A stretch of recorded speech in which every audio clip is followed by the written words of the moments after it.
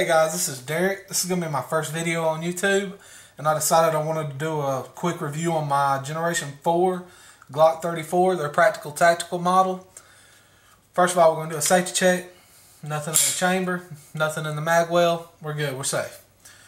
So the first thing I want to point out on the gun is going to be the frame. You notice it has a rough texture finish. Glock made a rough texture finish before this, but had people complaining about how abrasive it was, too abrasive, and people's hands were getting tore up after a long day on the range. So they changed it and went to this. I like it. It does what it's supposed to do. It doesn't tear your hands up. It's a really great feature. So I think Glock hit it on the head with this. When you shoot, your hands get sweaty in a competition. I shoot USPSA. You don't want your hands to be sliding. You don't want your grip to change. You want it to stay the same every time. Well, with this, it does. You're not going to be slipping and sliding. You've still got a firm grip. It's not going to change any because of the sweat. That's a really nice thing. I really like that. Another thing they added is the extended slide release right here and extended mag release. They come on the Gen 3s too, I believe, the 34 and the 35. They come from the factory like that, if I'm not mistaken. So, I really think all Glocks should have this from the factory on them, but apparently Glock disagrees because they don't do it. So that makes us go spend money. Granted, they're not a lot of money. It'd just be a lot easier, a lot simpler for people if Glock would just put them on there. I mean, it doesn't cost that much for them to do that. But they don't, so you have to buy them separately.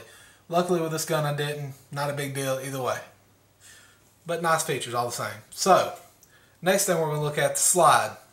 You notice they put a cutout. They have a cutout in the Glock 34 and the Glock 35. Also in the 24 and the 17L. They don't make those anymore.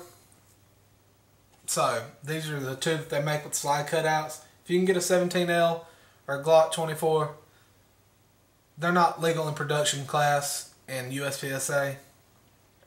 So, the barrel's too long. It comes with a 6-inch barrel. Okay, now, this comes with a 5-inch barrel. You notice the barrel. We're going to take a look at it in a second. What else are we going to do? So, we're going to break it down right now. Take a look at it inside of it. I'm going to show you the recoil spring system assembly that they have in there. So we're going to check it again, make sure it's clear. Nothing to make. Okay, we're good.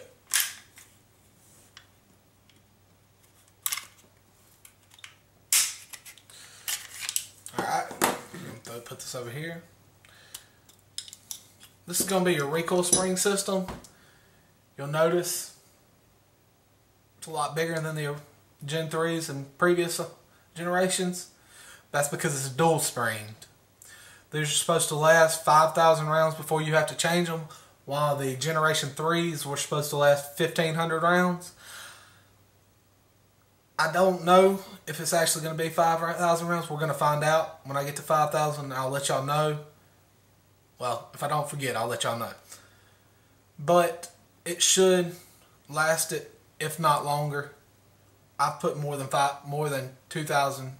Well, I probably put around 1,500 to 2,000 rounds through my Generation 3, my Glock 32 here. And the recoil spring assembly in it, I've never replaced it. It still ejects fine. Never had an issue out of it. So, it'll probably exceed the 5,000 rounds, but they recommend you change them at 5,000 rounds. Okay. So now we're going to take a look at the barrel. Just a stock barrel, just longer. Nothing special. Really accurate. The barrel, I think, when I pulled it out the box, the grouping I got at 25 or 20 yards was like a cloverleaf. I put 3 or 4 in the same cloverleaf. It's amazingly accurate. Not a problem. Especially with competition, you know, USPSA. It's not a problem to hit the A zone. You have no issues with that. As long as you do your part, the Glock's going to do his. do its part. I'm sorry. Now another thing they changed is this. You'll notice in the Gen 3s, your trigger housing mechanism right here is going to be straight. This gun, you did not do anything wrong. This gun is supposed to be bent like that.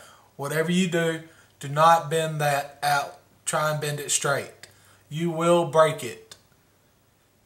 I thought I'd messed it up too until I got to look and checked with a Glock armor. He told me that this was supposed to be like this. They thought they were having problems with their recoil springs when the first Gen 4 Glocks first came out.